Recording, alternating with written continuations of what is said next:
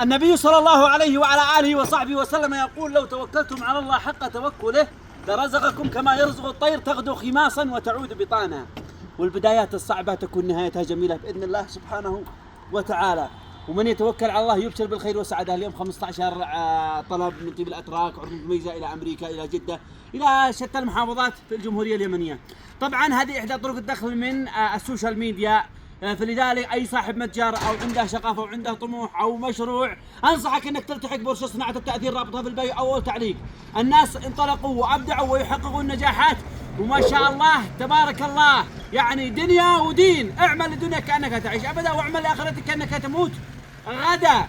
وإذا بدك عطر اطلب من طيب الأتراك، عروضهم متميزة وفاخر من الآخر وعليها الضمان اللي انتم عارفين. اطلب من الرقم الظاهر في الشاشة أو من أول تعليق وتوكل على الله وابشر بالخير والسعادة وتابعني تستفيد أكثر.